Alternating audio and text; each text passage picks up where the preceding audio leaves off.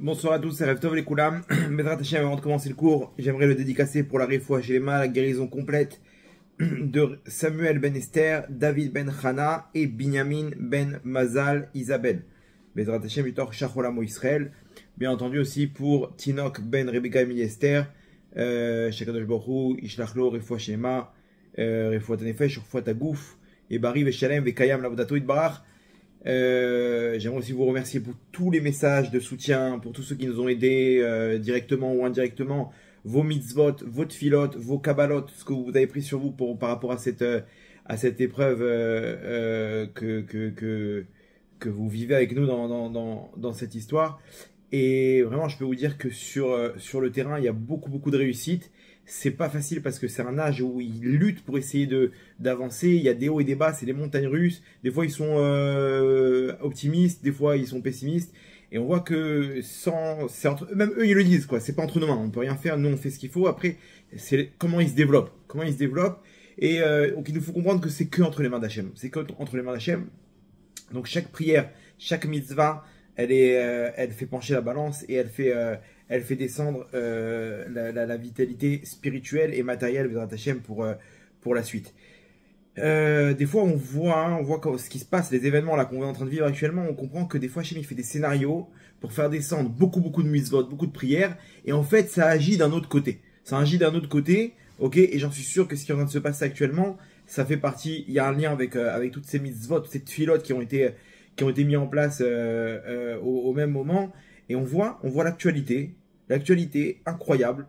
Alors, je ne sais pas si vous vous rappelez, je vous ai dit qu'on allait danser dans les rues. C'est pas encore le cas, on y est presque, mais on voit comment tout se transforme en rachamim, en miséricorde. On voit que d'un coup, Trump il prend une folie et boum, il bombarde les sites nucléaires iraniens, chose qui aurait été très difficile de la part d'Israël. C'est faisable, mais ça aurait coûté très cher. Apparemment, il parlait d'une intervention militaire terrestre, quoi. Intervenir là-bas et descendre dans le site nucléaire de Fordo, là-bas, souterrain, avec des tanks, avec des commandos, et de placer des explosifs. Tu peux pas attaquer d'en haut, par l'armée de l'air. Alors tu vas rentrer les explosifs à l'intérieur. Mais imaginez-vous là-bas le nombre de soldats qu'il y a, le nombre de pièges, ça aurait pu être catastrophique, comme ça aurait pu réussir. Bref, en tout cas, c'est clair que de la part d'Israël, ça aurait été pas facile du tout, voire peut-être infaisable. Et Akadosh Baruch Hu, il prend des envoyés comme Trump, et comme on voit depuis le début, comme ce qu'on avait expliqué depuis le début, que c'est vraiment le cœur, il a penché par rapport à la logique. C'est illogique ce qu'il a fait. C'est illogique ce qu'il a fait. Il s'est mis à dos pour rien presque tout le monde. Ok, qu'est-ce que tu vas faire une guerre qui n'est pas la tienne? En plus, ils ont terminé le travail, les Israéliens. C'est juste pour terminer. C'est sûr que maintenant, Israël, dès qu'il y a le moindre petit mouvement au niveau nucléaire, ils vont renvoyer un escadron. Et comme ce qu'ils font aujourd'hui avec le Hezbollah, pourquoi t'interviens pour terminer le travail et te mettre à dos maintenant le monde musulman, l'ONU, pourquoi mettre en l'air tout ça et rentrer dans une guerre? Voire une guerre mondiale avec la Chine qui va dire attends, nous aussi on va attaquer maintenant, et la Russie. Pourquoi rentrer dans des galères ok, tu donnes-leur les bombes à Israël qui fassent le travail. Pourquoi toi tu viens et tu fais le travail? On voit très bien qu'Akadosh Baruch Hu, le cœur des rois, il est entre ses mains, et d'un coup eux ils font des erreurs, lui il prend le relais, etc. On voit qu'il se passe des grandes choses là par rapport à l'actualité, et vous allez voir que tout ça c'est écrit dans la Torah. C'est info spéciale, ok? Laissez tomber les infos spéciales. Info spéciale Géoula. Vous allez voir comment la Géoula, on nous raconte ce qui va se passer. On nous donne les acteurs. On nous donne exactement les acteurs, les États-Unis. On nous donne l'Iran. On nous parle d'Israël. On nous dit ce qui va se passer. On nous parle de bombes nucléaires. Vous allez voir, c'est juste impressionnant. Et ça va nous donner aussi une indication par rapport à la suite. Une indication par rapport à la suite que... je vous donne les mots, hein. Je vais vous donner ce qu'il y a écrit, mon interprétation. Après, vous en faites ce que vous voulez de mon interprétation. Elle n'est pas forcément significative, mais elle nous donne déjà une direction par rapport à l'actualité. Vous allez voir que tout est écrit. Et celui qui nous a donné le plan, hein, la Torah, donc qui nous a transmis cette Torah, il nous a transmis aussi tout ce qui allait se passer à la fin des temps pour qu'on puisse se préparer. Donc j'espère qu'on va pouvoir prendre, de là sortir un message, qu'on va pouvoir prendre avec nous, ok, et donc amener ce message avec nous pour la suite, pour pouvoir continuer cette Géoula Berachamim Gdolim Bezrat Hashem.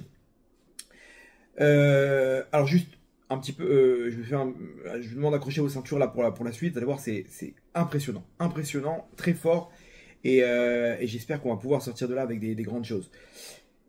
Ok. Alors déjà, je vous avais dit, je sais pas si vous vous rappelez, je vous avais dit depuis le début, ok, cette histoire que je vous avais annoncé depuis le début, l'histoire que Trump il allait attaquer. J'avais dit que son émissaire au Moyen-Orient, il s'appelle Steve Witkoff. Steve Witkoff, je vous ai dit, lorsqu'on veut savoir le vecteur, la fonction d'une chose, on prend l'allusion qu'il y a dans les lettres en hébreu.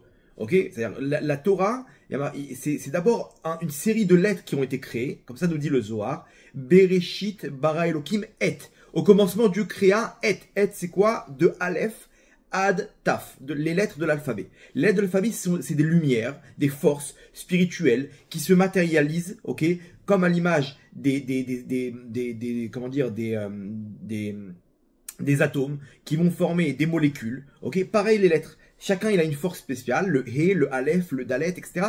Et quand on les assemble, on forme des mots, on fait descendre une lumière. Cette lumière-là, elle s'est assemblée dans le texte qui s'appelle la Torah. Et de là, on peut comprendre des allusions qui se cachent derrière chaque mot. Okay, lorsqu'on inverse les lettres, on arrive à d'autres forces. Okay, vous prenez par exemple le mot Oneg, qui est plaisir. Lorsque vous transformez les lettres, vous échangez les lettres, vous arrivez à Nega. Nega, c'est une plaie. Une plaie. Pour dire que le plaisir, s'il n'est pas bien dosé, à la fin, ça se retourne contre nous. À la fin, c'est des overdoses, etc. Tout est compris dans les mots. Alors, lorsqu'on prend n'importe quelle idée dans le monde, on la transforme en lettres de la Torah, on comprend le message, ok? Et lorsque Trump nomme son émissaire, ok, son chaliar, ok, et selon la Torah, on a une règle que chaliar chez la dame kamoto, que l'envoyé d'une personne, c'est comme la personne lui-même, ok? Au Moyen-Orient, ok, il nomme cet envoyé qui s'appelle Steve Witkoff. Witkoff, maintenant, lorsqu'on transforme ça selon les lettres de la Torah, on arrive à deux mots qui nous dit ou Witkoff ou Witkoff. Ou Witkoff en hébreu, ça veut dire il va attaquer. Ok, c'est au futur. Witkoff, il va attaquer. Donc c'est prendre le mot Witkoff. Le W, il n'existe pas en hébreu. Le W, oui, c'est oui en hébreu. Ok, oui. Ou Witkoff. Witkoff en hébreu, ça veut dire il va attaquer. Ça, lorsqu'on transforme ces lettres du nom de l'émissaire au Moyen-Orient, on arrive à cette phrase en hébreu qui nous donne l'allusion, okay, derrière tout ça, qu'il va attaquer. Donc, c'est qui? C'est l'envoyé de qui, Witkoff? De Trump. Ok, on a dit que l'envoyé, c'est comme la personne elle-même. Donc, il va attaquer. Et je vous avais dit depuis des mois, depuis que j'ai entendu ce mot la première fois, j'ai dit c'est sympathique, mais sachez qu'il se peut que Trump, il attaque. Ok, ça s'est pas passé la première fois dans le premier mandat. Et là, bah non, on voit Israël qui attaque. On se dit, bah, qu'est-ce qu'il va faire? C'est bon. Non. Et je voulais répéter le dernier cours lundi dernier. Ok. Witkoff. Et il a fait. Il a attaqué Rabotai. Donc ça, déjà, c'est un élément incroyable qui nous donne déjà comment les allusions dans la Torah, elles sont fortes. Elles nous donnent vraiment l'actualité. Elles nous donnent l'actualité. Elles nous donnent un message probable par rapport à la suite des événements. Et ça s'est produit. Ça s'est produit. C'est juste incroyable. Une deuxième chose, je vous avais raconté dans le cours qui s'intitule « Les États-Unis ont-ils besoin d'Israël pour attaquer l'Iran ?» C'est le titre du cours. Je vous invite à le regarder parce que c'était il y a, je crois, à peu près 2-3 mois. Et c'est exactement ce qui se passe actuellement. Je vous avais raconté qu'il n'y avait aucune possibilité pour Israël de terminer le travail par rapport au site souterrain de Fordo. Et que la seule solution, c'est quoi? La seule solution au monde qui existe pour terminer le travail, on va dire classique, hein, la solution classique, pas tirée par les cheveux comme je vous ai raconté au début du cours. Il y a aussi des techniques bombes nucléaires tactiques, des mini-bombes nucléaires qui auraient fait le même travail. Mais bon, imaginez-vous, c'est une bombe nucléaire, quoi. C'est un peu chaud. La seule solution, je vous avais dit, c'est le B-2, ok, le bombardier américain B-2, Spirit. Spirit, c'est quoi? C'est celui qui a une forme de soucoupe volante, là. Ok, et c'est eux qui ont attaqué. C'est exactement ce qui s'est produit. Non, je disais, c'était quoi l'allusion dans tout ça? Que Akadosh Baruch Hu, il nous montre le seul qui fait le travail, ok, dans cette histoire, c'est le bombardier B-2, ok, qui porte le nom de Spirit. Alors, comment Akadosh Baruch Hu, il a mis dans les ingénieurs de Lockheed Martin, là-bas, qui ont fabriqué cet avion, leur mettre dans la tête que d'appeler cet avion-là le Spirit. Alors Spirit, vous connaissez la traduction. Spirit, c'est quoi en hébreu? Je vous fais la traduction directement. C'est la Neshama. C'est-à-dire celui qui bombarde en Iran, c'est ni plus ni moins que la Neshama. C'est-à-dire que c'est le travail que fournit la Neshama, l'âme, Spirit, le spirituel, l'esprit, qui est l'élément qui nous appartient, qui se lie au spirituel. C'est lui qui bombarde en Iran. C'est ça, le message qui se cache derrière. C'est-à-dire quoi? C'est-à-dire que toutes les actions qu'on a fait, les mitzvot, les prières, les teilim, les actions de Tzniou, d'Avrashatrala, de Nérod, pour les tzadikim, toutes ces actions-là, elles font une action spirituelle. Hachem, il nous montre comment celui qui termine le travail, c'est le spirit. C'est exactement ce qui s'est passé là-bas, dans ce cours-là. On avait ramené l'allusion, et que je vois, il nous montre, cette allusion, elle se réalise, pour nous dire, mais tzadikim, alors là-bas Trump, il a dit Mazal Tov, là-bas, il a salué les soldats. Alors moi, je vous le dis aussi, Mazal Tov à vous aussi, tous les soldats spirituels, qui ont agi pour faire avancer la Géoula. Sans ça, sans l'intervention spirituelle, l'intervention matérielle n'aurait peut-être jamais existé. Vous comprenez? C'est juste incroyable, c'est incroyable. Et c'est aussi à travers ça qu'on comprend qu'est-ce qu'Hachem il veut faire de nous. C'est des cours qui existent sur YouTube, vous pouvez aller voir, et vous voyez que ça se réalise quoi, on est en plein dedans. Rabotaï, tout est écrit dans la Torah, ou du moins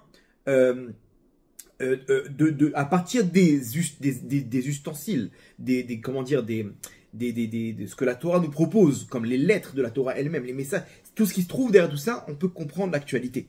Et là, je peux vous dire qu'on est en pleine Géoula. Pas parce que je suis devin, pas parce que je suis prophète, mais parce que c'est écrit noir sur blanc.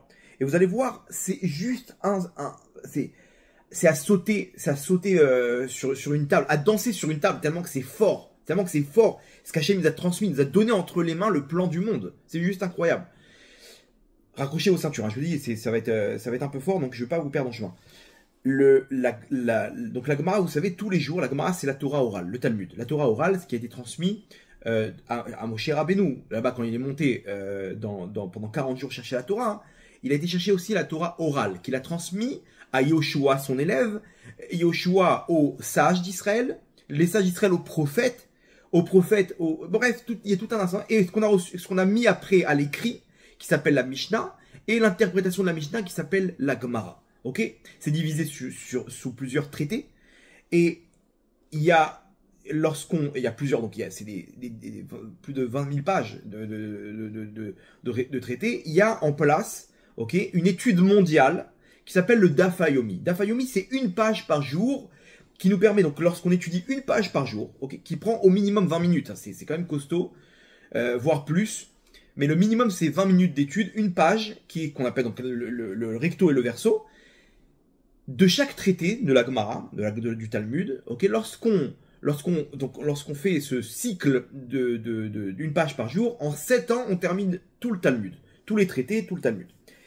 Et donc généralement la page du Talmud qu'on étudie actuellement ou dans la semaine, elle a un lien, on peut trouver un lien avec l'actualité. Tout comme la paracha de la semaine, vous allez voir aussi, il y a un lien avec la paracha de la semaine. Dans le Daf Yomi de Shabbat, ok, donc on est en plein, on commence le traité Avodah Zara. Avodah Zara, ça fait référence, c'est tout le traité qui parle des idoles, etc., tout le fonctionnement, les règles, etc. Le Daf Yomi de Shabbat, il nous parle, donc le jour même du bombardement en Iran, ok, c'est juste après, la sortie de Shabbat, ça s'est passé. La Gemara nous ramène une histoire impressionnante, ok, qui nous parle de ce qui se passe actuellement. Ok, donc le jour même, vous entendez, c'est-à-dire, on finit cette page de Gemara, ok, d'ailleurs, elle continue après la suite dans celle de samedi soir, et on nous parle de ce qui se passe actuellement. Alors regardez, c'est impressionnant, je vous ramène pas toute la Gemara, je vous ramène quelques passages, vous allez voir, c'est impressionnant. La Gemara, elle nous dit comme ça, donc on est Avodah Zara, traité Avodah Zara, Bet Amud Aleph, la première page. On nous dit comme ça, Darash Rabbi Hanina Bar Papa Veitema Rabbi Simlai. Donc on nous donne les sages qui ont donné l'enseignement. Ils nous disent comme ça, c'est transmis de père en fils, hein, depuis Moshe Rabbeinu. Le'atid lavo, à la fin des temps. Mevi Akadosh Baruch Hu Sefer Torah ou Menicho Becheko. Akadosh Baruch Hu, il prend un Sefer Torah contre lui, sur sa poitrine, Et il leur dit, et Veomer, et il dit, les Misha Sakba, celui qui s'occupait de cette Torah, Yavo Veitol Sraro, qui viennent et qui prennent son salaire. Miyad Mitkaptsim ou Bain Ovde Kochavim. Dans tous les peuples du monde, ils arrivent en premier. Ok? Ils arrivent en premier. Ok? Donc on nous ramène plein de versets pour nous ramener les preuves de tout ça. Akadosh Baruch Hu dit non, les uns après les autres. Venez les uns après les autres. Lorsqu'ils ont fait l'ordre, ok? On voit la première nation qui arrive. Ok? Donc imaginez où Hachem il vient. Donc on parle après la fin de ce monde, la Géoula, etc. Akadosh Baruch Hu il s'est dévoilé. Akadosh Baruch Hu il s'adresse au monde. On est au jugement final. Et il dit, celui qui s'occupait de cette Torah, qui l'a étudié, qui a appliqué ce qui est écrit dans cette Torah, qui vient de prendre son salaire à l'éternité. C'est comme ça que ça va se passer, c'est ce qu'on appelle le jugement dernier, où on va passer au compte. Ça y est, celui qui a été puni, il a été puni, celui qui doit recevoir son salaire. Maintenant, on est à la fin des temps, on paye le salaire comme un patron à la fin du mois, il paye ses employés. Et là, donc, ils viennent tous, les peuples du monde, au même moment. Et là, Akadosh Baruch Hu dit non, les uns après les autres. Donc là, ils ont fait de l'ordre qui va arriver en premier. Donc c'est le plus important, on est d'accord. Le plus important, c'est lui qui, dans la file, qu'on dit, bon, vas-y, commence-toi le travail. Commence-toi le travail, ok. Généralement, ok, quand il y a quelqu'un qui doit s'adresser, on va s'adresser au roi, on va prendre le plus important, on va dire, vas-y, parle-lui toi en premier, comme ça tu vas essayer d'amoindrir la sentence. Miyad nirnesa lefanav malchut gromi techila. Alors, en premier, rentrer la royauté de Rome. Romi, c'est le dernier exil d'Israël, ok, qui a commencé avec la destruction du Beth-Amikdash par Rome, ok, par Titus. Et nos sages nous disent que Romi, c'est Édom, ok, c'est Édom, c'est-à-dire les descendants d'Ésav. Et Édom, c'est, à la fin des temps, c'est l'Occident. Comme ça nous disent nos sages, c'est l'Occident. De l'Occident, celui qui domine, tout le monde est d'accord, c'est les États-Unis. C'est eux qui font la pluie et le beau temps. C'est eux qui donnent les instructions. Alors il y en a qui sont d'accord, mais personne ne s'oppose. Ok, on est d'accord. Les États-Unis, lorsqu'ils parlent, personne ne s'oppose. Et c'est eux en premier. C'est-à-dire que ici, on voit bien qu'à la fin des temps, ils vont dire, toi, Rome, toi, Trump, tu es plus ou moins ami avec Israël. Tu as fait le travail là-bas avec l'Iran, à la fin des temps, tu as aidé Israël. Donc, c'est toi qui mérites de passer en premier. Ok, tout le monde est d'accord, tout le monde avoue, et c'est ce qui se passe. Et donc, on nous dit, Amar lahem Akadosh Baruch Hu, Akadosh Baruch Hu leur dit, ok, Bemaya Saktem, dites-moi qu'est-ce que vous avez réalisé dans cette Torah. Omrim Lefanav, ils disent devant lui, Ribono Shalolam, maître du monde, Arbe Shvakim Takanino. On a mis en place beaucoup de marchés, beaucoup de centres commerciaux, des magasins. On a mis en place des choses faciles. Tu n'as pas besoin d'aller maintenant au marché, faire 3 jours là-bas, revenir avec 10 kilos de pommes de terre. On a mis en place dans tous les coins des centres, des trucs, Ok. Arbe Martsaot Asinu. On a mis en place des bains, des trucs. On s'est occupé de la technologie. La technologie, c'est nous. C'est les scientifiques. C'est made in USA. C'est nous. Ok, on a mis en place tout ce qu'il faut. Facebook, Google, ChatGPT, ça vient de nous. On a facilité la tâche. Ok. Arbe Kesef Vezaav Arbinu. On a multiplié l'or et l'argent. À l'époque, les mecs, ils avaient la dalle, ils n'avaient pas de quoi manger, ils plantaient leurs pommes de terre. Nous, on a mis en place des moyens, ok, pour gagner beaucoup plus d'argent. La bourse, on a multiplié, on a mis un marché, ok, de fonds, de façon à ce que le monde il puisse y avoir de l'abondance, ok. En 2 secondes, tu viens, t'envoies un petit virement par PayPal, par je sais pas quoi, le truc, tac, tu récupères ton argent, t'envoies, tu te fais livrer. Hop, tu veux quoi? Te faire tes achats par Internet? Vas-y, tout est facile. L'abondance, ça vient de nous, ça vient de nous. eBay, je sais pas, Amazon, tout ça c'est nous. Vekula, mais tout ça, Loasino et la Béjville Israël. On a fait que pour tes enfants. Que pour ton peuple. Kedeshitasku Torah. Pour qu'ils puissent étudier la Torah. Attends, comment ils vont regarder le cours du Rav David Toledano? Tu peux m'expliquer? Un petit lien sur Facebook, il clique, il étudie la Torah le mec. Comment ils vont faire maintenant? Le mec, il sait pas comment ça marche, il sait même pas lire. Il sait même pas lire. Il vient, il rentre sur YouTube, il rentre sur un truc là de lecture. Hop, il reçoit les informations. Il veut avoir un midrash. Il tape le truc. Ok, ChatGPT, j'ai besoin de telle information. Boum, il reçoit. Tout de suite, il n'y a pas besoin de passer. Le mec, il n'a pas besoin d'aller travailler. Il vient, il travaille 1 heure, 2 heures. Pourquoi? Parce qu'on a tout mis en place. Il y a Internet sur son téléphone. Il n'a pas besoin de sortir. Il est tranquille, sous sa climatisation. Il est au top. Ok? Il passe 3-4 coups de téléphone. Il achète, il revend. Hop, il a fait 10 000 $.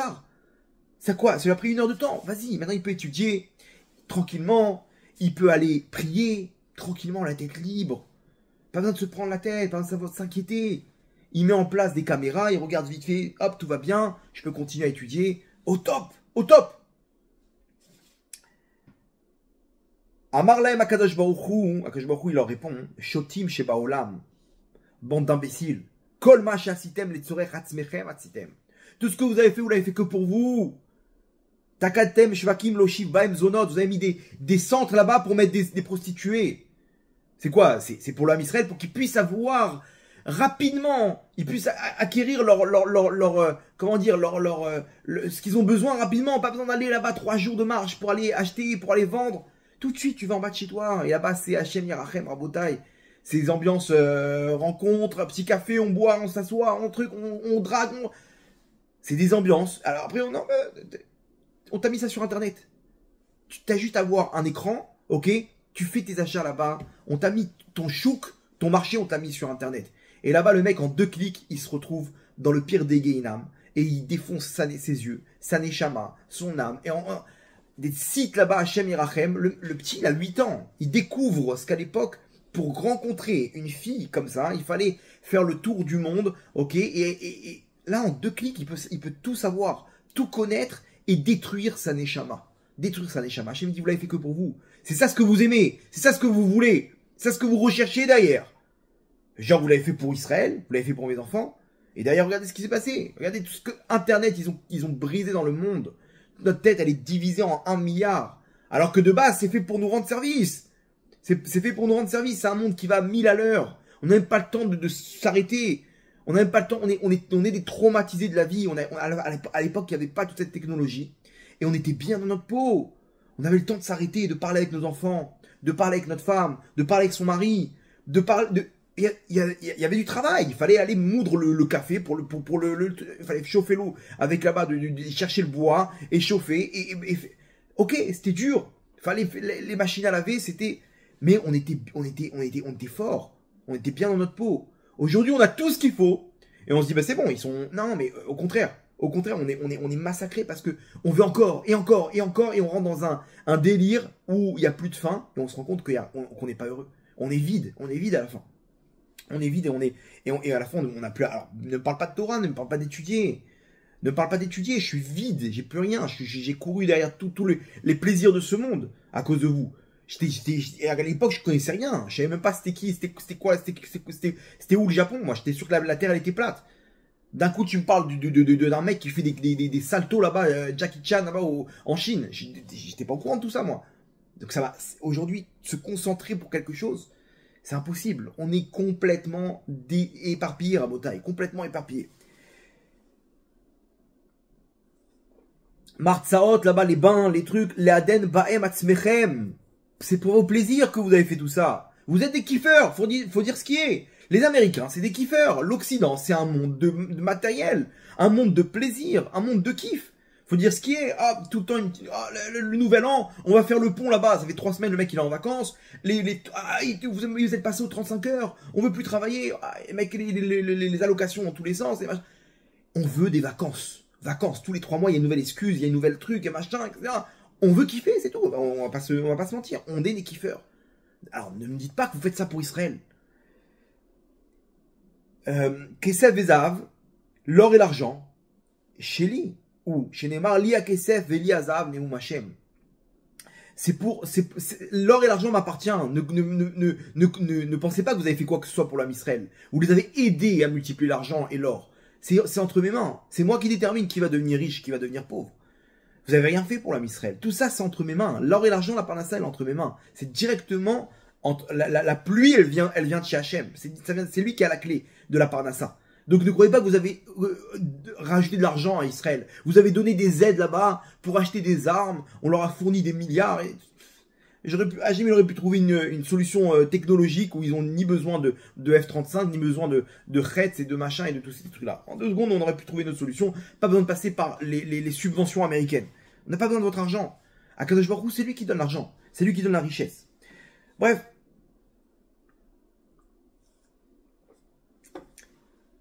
Ça, c'est la première nation. Akadosh Baruch Hu, il les envoie. Ils sortent, ils quittent... Donc ils ont tenté le coup, ils ont rien récupéré, Hachem il leur a prouvé que tout ce qu'ils ont fait, c'était pour eux. Tout ce que vous avez fait, c'était pour vous. La Gemara continue et nous dit, donc ceux qui arrivent derrière, alors regardez, maintenant dans l'ordre, normalement on devrait voir, je sais pas, des grosses nations. Qui on voit? Paras. La Gemara nous dit, l'Iran, c'est eux les deuxièmes sur la liste qui se retrouvent devant Hachem. C'est l'Iran. L'Iran, ils vont venir demander quelque chose. C'est-à-dire que dans l'ordre, on a les États-Unis et l'Iran. Alors, juste avant de vous détailler qu'est-ce qu'ils ont demandé l'Iran, qu'est-ce qu'ils ont fait l'Iran, pourquoi la Gemara, plus tard, elle va poser la question, elle dit pourquoi ces 2 nations-là en premier? C'est pourquoi ces deux? Il y avait d'autres nations. Il y avait la Grèce antique, c'était un empire énorme. Énorme. Yavan dans la Torah, c'est ça, c'est incroyable. Ils ont fait des choses incroyables pour l'homme Israël. Hanouka, etc. Il y avait Babel. Babel, ils ont détruit le premier Beth Amikdash. Ils ont fait du mal à Israël. Ils auraient pu venir maintenant réclamer quelque chose. Quel rapport l'Iran? Écoutez bien la réponse de la Gemara.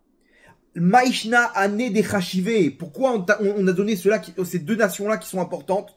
Réponse de la Gemara. Mishum de Anach mashre bemalchutayu adeate mashicha. Parce que ces 2 nations-là, leur royauté, elle va se poursuivre jusqu'à la fin des temps, jusqu'à la venue du Mashiach. C'est-à-dire que, à la venue du Mashiach, on va se retrouver en finale.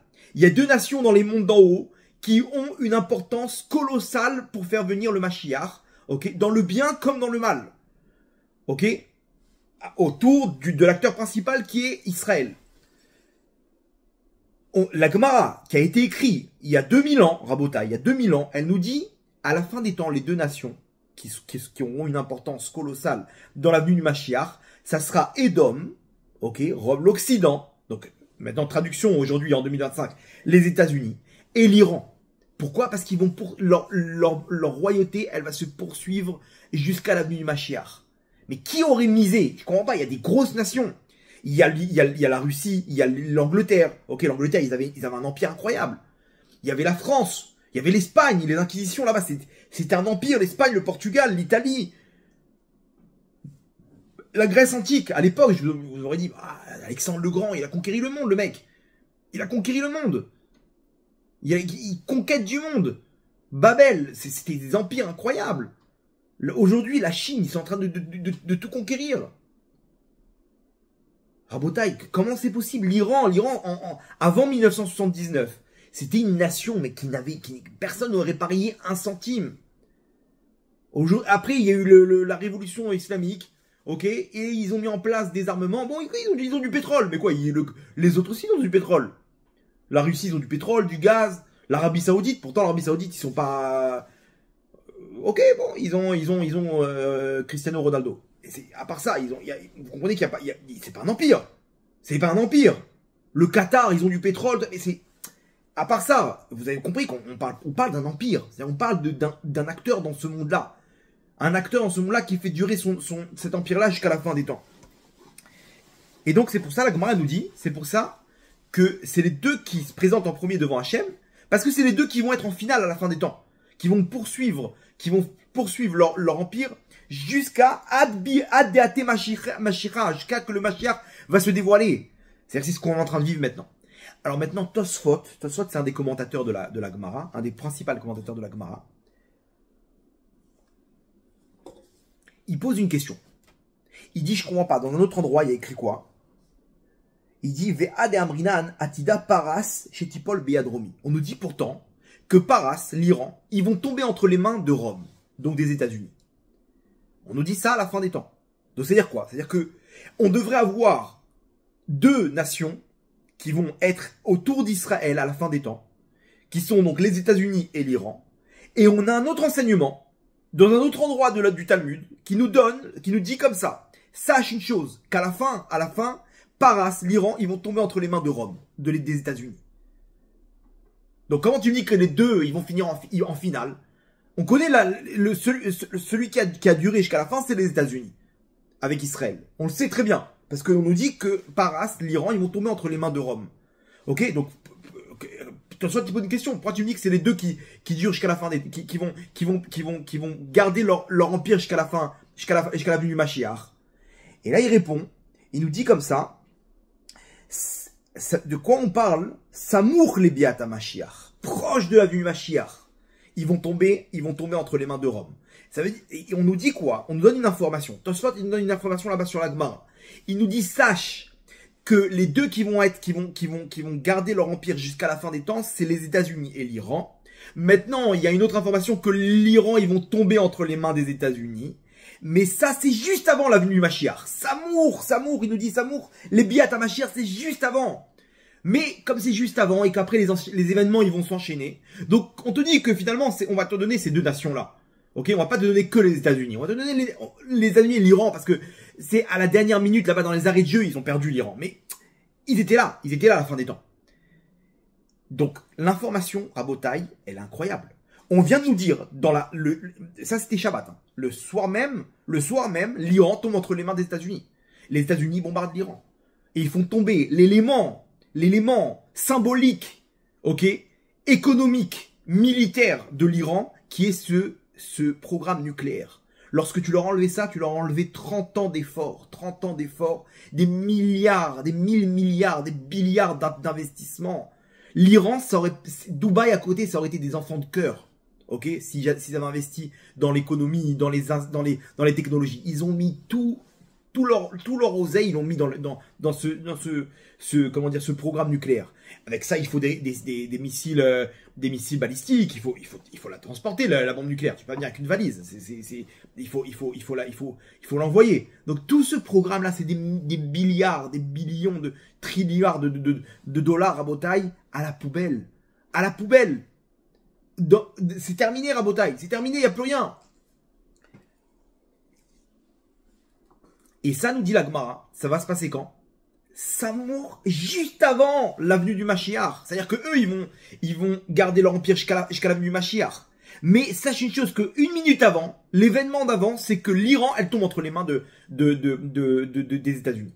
C'est ce qui s'est passé samedi soir à Rabotaï. Alors, cet événement, il est en cours. C'est-à-dire que ça peut durer, il peut y avoir un affrontement entre les deux. Mais en tout cas, ici, ce bombardement là-bas des États-Unis, il montre dans ce bras de fer qui se passait depuis quelques mois là entre les négociations, etc. Là, celui qui a gagné le bras de fer, c'est Trump. Trump leur a fait comprendre, vous ne gagnerez pas. Vous êtes entre mes mains maintenant. C'est où vous acceptez, ou il y a une autre solution. Et cette autre solution, boum, il a bombardé. Ok, alors l'Iran, ils vont se plier, c'est sûr, etc. Je vois pas comment ils peuvent remettre en place. Ils sont très mal en point à Rabotaï. Et donc ça y est, on y est, on est juste avant l'avenue du Mashiach, on est en plein dedans, mais je sais pas si ça vous remplit pas de joie et de lumière cette information. C'est écrit noir sur blanc, mais sur les 7 ans de Dafayomi, cette page-là, elle tombe le jour même. Comment c'est possible à Rabotaï? Comprenez qu'Hachem, il nous fait un appel de phare et nous dit, mes enfants, vous allez étudier cette page, et le soir même, il va se passer que l'Iran, elle tombe entre les mains des États-Unis. C'est juste incroyable. La Gemara continue et nous dit donc ce que l'Iran ont demandé. L'Iran, ils arrivent devant Hachem. Ok, on reprend maintenant l'histoire.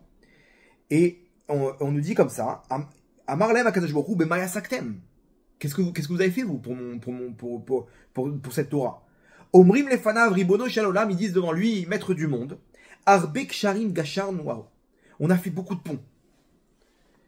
Arbek rachim kavashnu, on a conquis beaucoup de villes. Arbe milchamot asinu, et on a fait beaucoup de guerres. Vekulam lo asinu et la bishvil Israël. Et tout ce qu'on a fait, c'est que pour tes enfants, pour Israël. Kedeshiitasku batorah, nous, on peut pas faire les mitzvot. Ok, nous, on est chiites. On fait pas ce qui est écrit dans ta Torah, Hachem. Mais par contre, on a aidé ceux qui réalisent la Torah à se rapprocher de toi.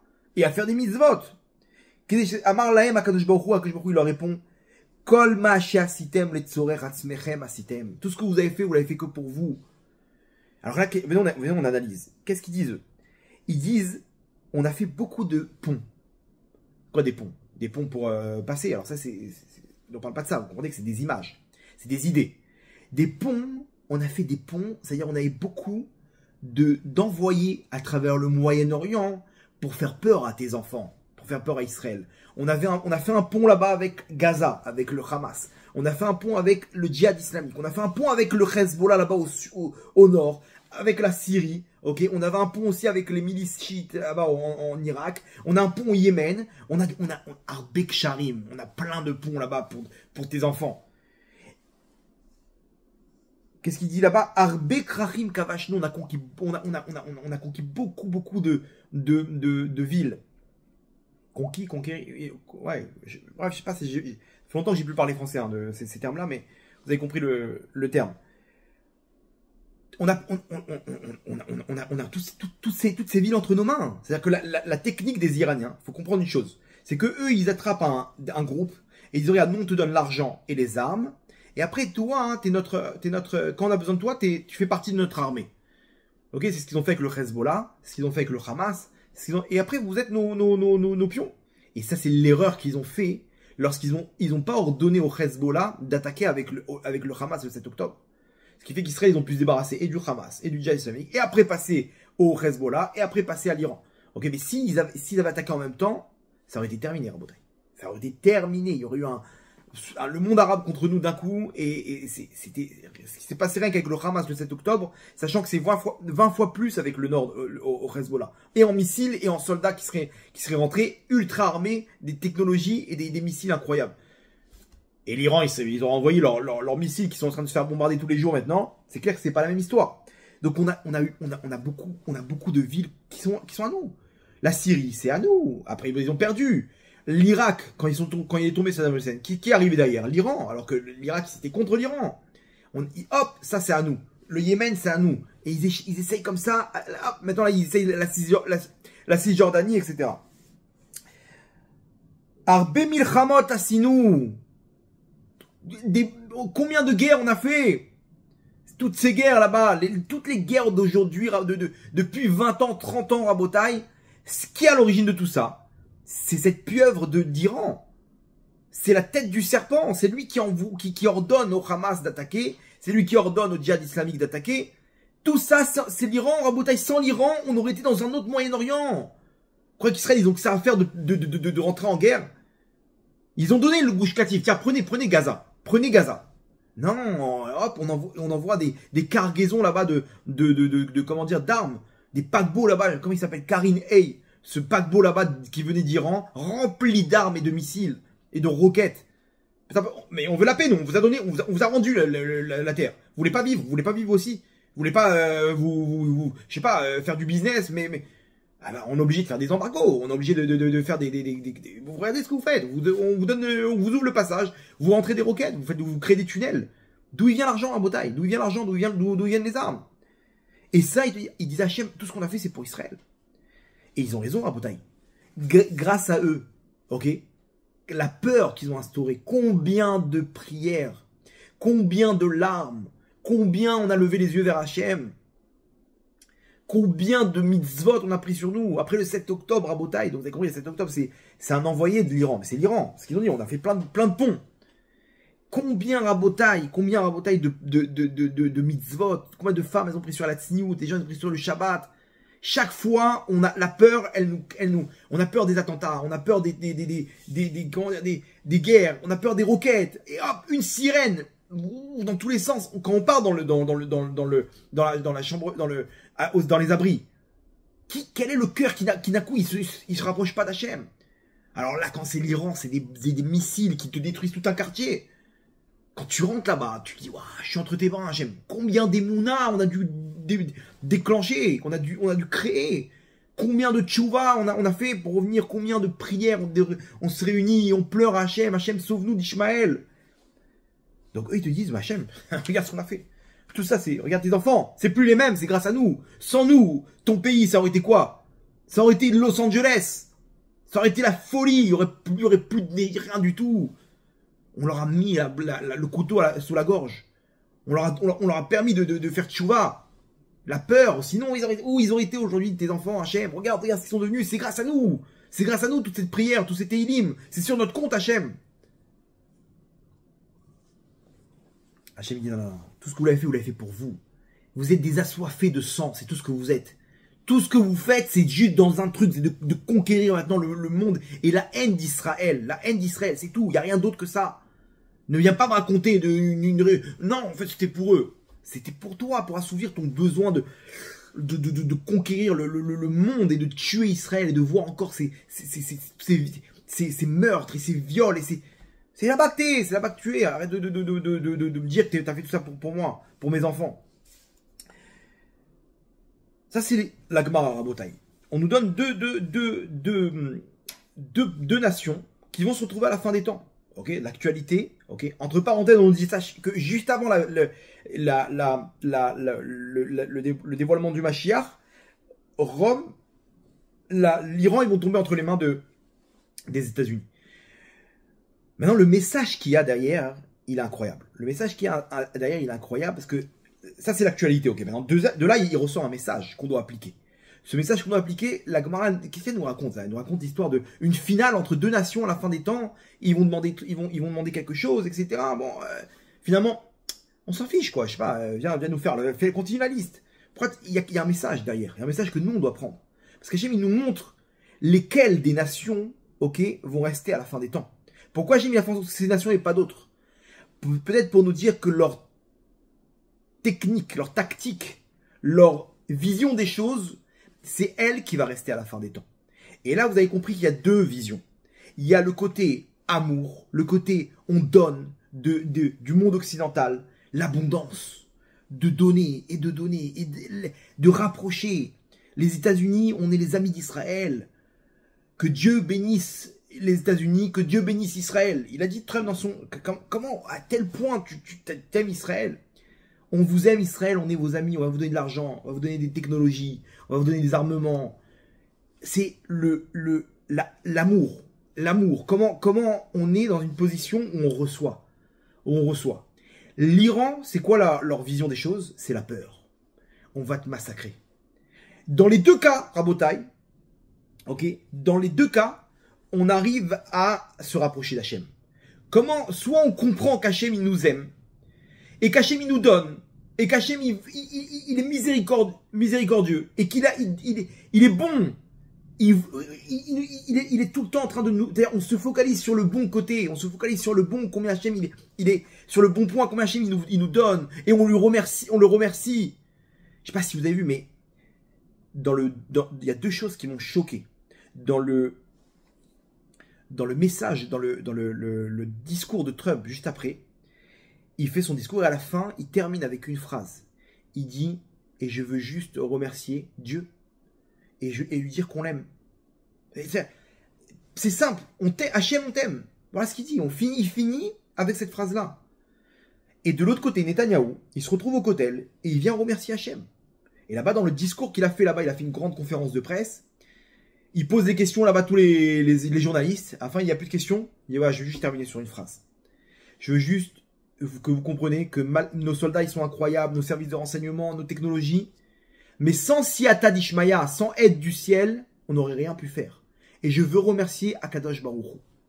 Comme ça, il se prononce. Quand j'ai entendu ça, j'ai eu des frissons dans le dos. J'ai dit, waouh, je comprends pourquoi il y a une telle réussite dans cette guerre. C'est jamais arrivé dans tous les premiers ministres israéliens. Quand on leur dit Baruch Hashem, dis un truc. Non, je veux pas faire paniquer le peuple. Ils comprennent, mais on peut pas prononcer ce nom-là. On peut pas prononcer que... Là, on arrivait à un tournant, Rabotai. On arrivait à un tournant où on prononce des mots clairs. C'est Akadosh Baruch Hu qui fait tout et on veut le remercier. On veut le remercier. Ça, c'est Rabotai, le monde occidental. C'est combien on doit voir le bon, combien on doit remercier Hachem, parler à Hachem, l'aimer, avoir confiance en lui. Avoir confiance, Hachem il t'aime, Hachem il y aurait toute l'abondance qu'il te donne. Regarde comment Baruch Hachem, on est en bonne santé, on est là en vivant, on a notre frigo qui est plein. On a une voiture pour se déplacer d'un endroit à l'autre de la ville. À l'époque, ils portaient des trucs. On vit dans l'abondance. On vit dans l'abondance, Rabotai, c'est ça ce qu'on doit voir. Par contre, l'autre côté, c'est la crainte. Attention, Akadosh Baruch Hu, il peut aussi punir. On l'a vu le 7 octobre. Akadosh Baruch Hu, à un moment, il dit, mes enfants, jusqu'où vous allez aller? Jusqu'où vous allez aller? Je peux rien faire pour vous maintenant. Je peux rien faire. Vous êtes, si je vous, en vous donnant trop, vous continuez vos fautes. Qu'est-ce que vous allez me dire après 120 ans? Vous allez vous retrouver devant moi, vous allez dire, mais attends, Hachem, pourquoi tu vas pas réveiller? Pourquoi tu vas pas secouer? Mais je t'ai secoué, t'as pas compris, à la fin, je suis obligé de te dire, bon, bah, tant pis, y a rien qui va réparer tes fautes. T'es obligé de quitter le monde de cette façon pour pouvoir réparer et revenir d'une autre manière. La peur, c'est Gainam, c'est le coup de bâton. Hachem, il utilise l'Iran, le Hamas, le Hezbollah pour nous réveiller. Sinon, on continue nos délires. Et des fois, Hachem utilise la crainte à Botaï. Et ça, c'est Paras. Paras, c'est l'Iran, c'est le bâton. À la fin des temps, Hachem lui dit, qu'est-ce qu'on va faire pour se rapprocher de toi? Qu'est-ce qu'on doit utiliser comme technique, comme vision des choses? Comment tu te comportes dans les mondes d'en haut? Hachem nous dit à la fin des temps, l'Iran, ils vont tomber entre les mains de Rome. L'Iran, ils vont tomber entre les mains des États-Unis pour nous dire quoi? Que l'Iran, qui représente la peur, la crainte de servir Hachem dans toute cette peur de le servir parce que tu as peur de te faire scalper, tu as peur de finir au Guéhinam. Non, non, non. Cette vision des choses, j'en veux plus à la fin des temps. À la fin des temps, je veux que ça tombe entre les mains des États-Unis. L'abondance, l'amour. C'est ça ce que je veux, Rabotaï. C'est ce qu'il nous dit Hachem. C'est ça ce que je veux, mes enfants. C'est ça ce qu'Hachem nous demande. À la fin des temps, vous voulez savoir comment je me comporte? Alors, il y en a deux qui finissent en finale. Deux visions du comportement d'Hachem. Ou l'amour ou la crainte. Alors, je veux que vous sachiez une chose. C'est qu'à la fin des temps, juste avant le dévoilement du Mashiach, la crainte, elle va tomber entre les mains de l'amour. C'est l'amour qui prédomine. C'est combien, je veux que vous compreniez combien je vous aime. Et combien il faut me servir avec des remerciements, de voir le bon point. Ne te focalise pas sur le mauvais point.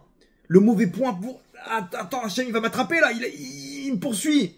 Non, non, Hachem, il n'est pas là-bas. Regarde ce qu'il y a de bon en toi, ne regarde pas ce qu'il y a de mal. Ne regarde pas où est-ce qu'on va t'attraper. Où est-ce qu'on va te cogner, où est-ce qu'on va te boxer. Non, non, Hachem, il est pas avec un bâton maintenant. Hachem, il est avec tout l'amour qu'il a pour nous. On te dit, c'est ça ce qui dépend. Et de quelle manière il va tomber Paras entre les mains de l'Iran, entre les mains des États-Unis, avec l'avion qui s'appelle Spirit, avec la Neshama. Ça, c'est la force de la Neshama, Rabotai. C'est la force de la Neshama. Ok, mais entre parenthèses, Hachem il leur dit, tout ce que vous l'avez fait pour vous. Vous avez fait dans cette technique-là d'amour et de crainte, vous avez fait du mal à mon peuple. Ok, parce que cette technique, c'est la meilleure, la technique d'amour. Pour approcher, l'amour, c'est ce qu'il y a de meilleur. De venir encourager, de venir dire à une personne, regarde ce que tu as en toi, regarde, de le coacher, de lui donner, de lui montrer, de lui mettre en évidence ses bons points, ça donne des forces, ça motive. Ok, plutôt que de sortir un flingue et lui mettre sur la tempe. Parce qu'il va faire les choses, mais son cœur, il n'est pas là. Son cœur, il n'est pas là. Donc, combien de temps ça va tenir? Combien de temps ça va tenir à Botaï? Et là, Hachem nous dit, attention, cette technique, c'est celle qui prédomine, mais aussi dans le mal. Dans le mal aussi, elle prédomine.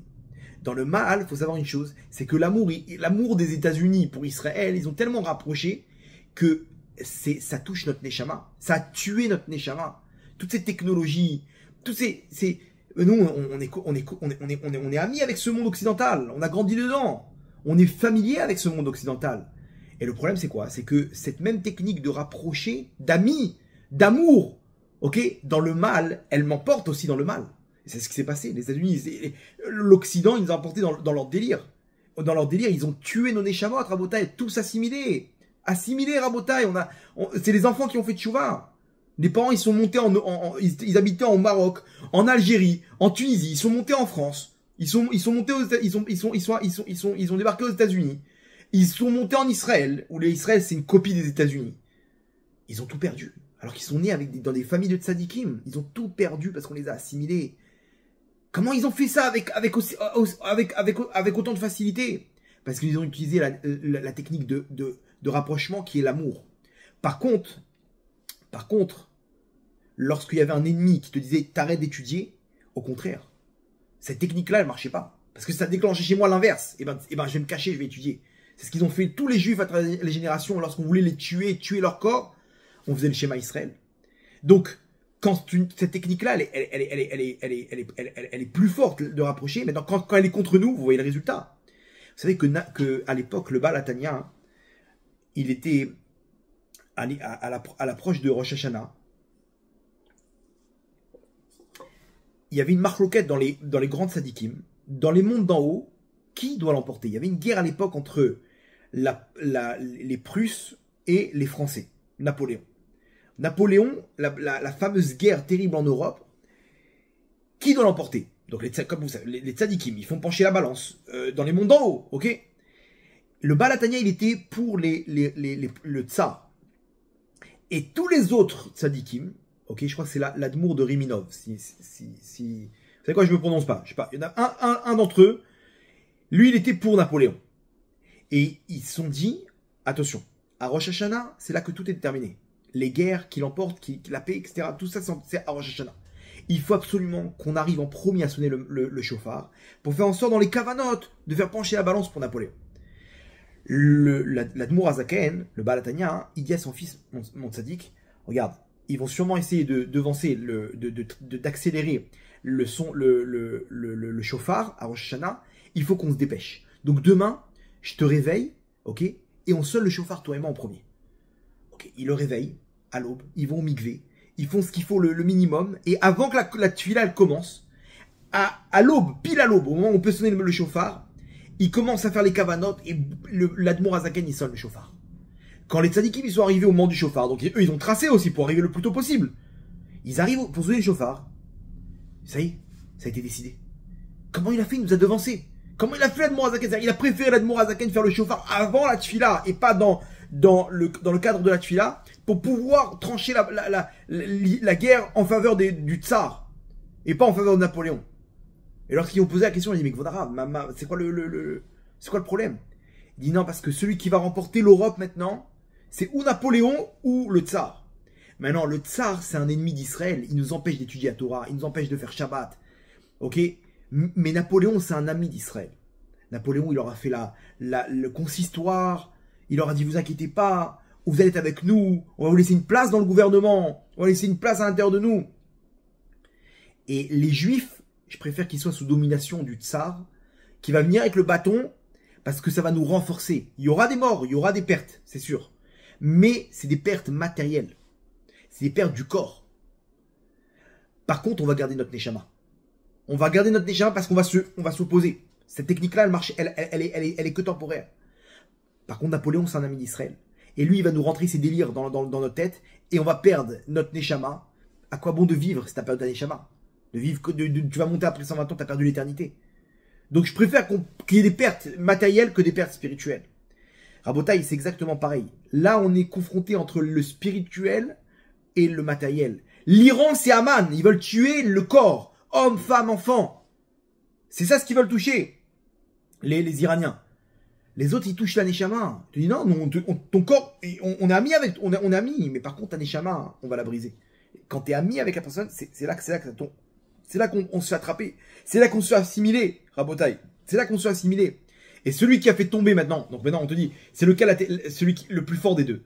C'est quand tu es ami. C'est l'amour. Quand tu utilises cette vision de rapprocher par l'amour. C'est là-bas qu'on, c'est ça qui prédomine. C'est la technique des États-Unis. Face à l'Iran.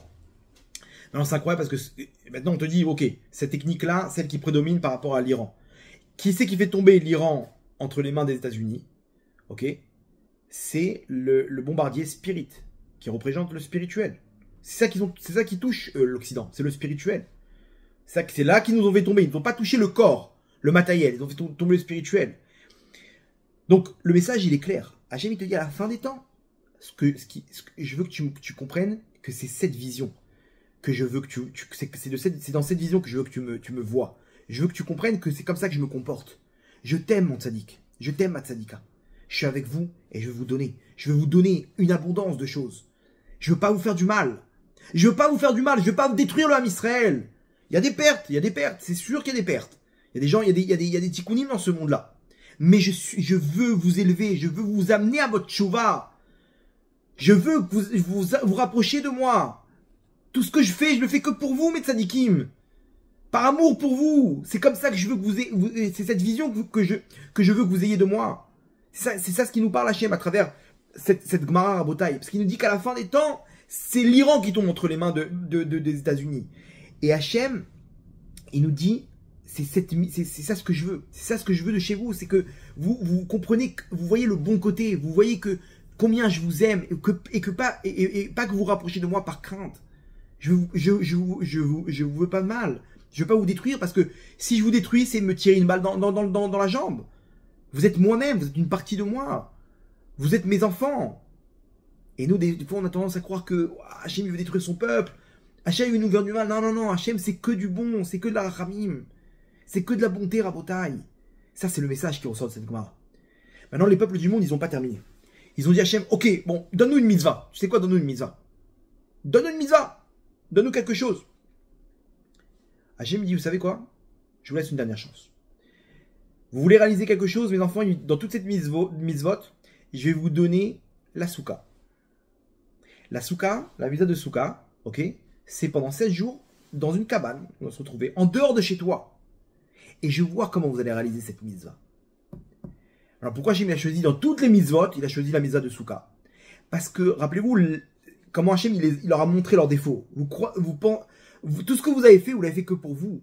Vous l'avez fait par intérêt, vous l'avez pas fait pour moi, pour mes enfants. Vous l'avez fait dans votre intérêt à vous. Hachem, il sonde les cœurs. Il dit, mais non, on a fait ça pour tes enfants. Vous l'avez fait pour vous. Maintenant, Hachem, il leur dit, regardez, vous savez quoi? Je vais vous donner une mitzvah, et ça va être le test pour savoir si vous faites vraiment les choses dans votre intérêt ou dans mon intérêt. Ok? Alors, regardez comme c'est fort. La mitzvah de Souka, elle représente exactement le point faible des deux nations, des États-Unis et de l'Iran. Pourquoi? Parce que rappelez-vous, les États-Unis, c'est la matérialité. C'est le côté abondance. On kiffe, on est des kiffeurs. Mais alors, tu sais quoi? Ta villa, ta piscine, tu la laisses de côté pendant 7 jours, tu vas rentrer dans une cabane. Là-bas, il y a des moustiques qui vont t'attaquer. Il y a des cafards qui vont rentrer entre les jambes. Ok, il y a des fourmis qui vont conquérir ta table. Ok, et là-bas, la chaleur, s'il pleut en plein milieu, voilà les conditions. Ah, t'es plus dans ton monde de kiff. Ok, mon sadique, donc vas-y. On va voir si tu fais vraiment les choses dans ton intérêt ou pas. Si tu résistes, c'est que tu fais tout ce que tu as fait, tu l'as fait pour moi. D'accord? À ce moment-là, tu recevras ton salaire. L'Iran, c'est quoi? C'est la peur. Eux, ils utilisent la peur. Ok? C'est la crainte. C'est comme ça qu'ils ont voulu rapprocher l'homme Israël. Maintenant, on te dit quoi? On va te mettre dans la souka. La souka, t'as pas de peur à avoir. C'est là des Memanuta. C'est la shrina qui te protège. Là-bas, hein, quand quelqu'un y rentre, ok, normalement, il doit rentrer dans une crainte. Les gens, ils dorment des fois dans la rue. Il y a un chat, il peut rentrer, t'attraper ta couverture en plein milieu. Imaginez-vous de quoi on parle. Bizarrement, on dort et il se passe des scénarios, on se sent bien. On n'a pas envie de quitter la souka. Parce qu'il y a la présence divine qui est là. On n'a pas peur dans la souka.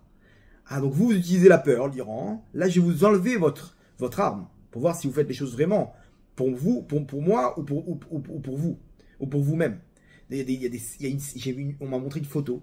Tout un bâtiment dévasté d'un missile iranien et un balcon avec une souka intacte. Vous avez vu cette photo ou pas? La souka, c'est connu, ça protège.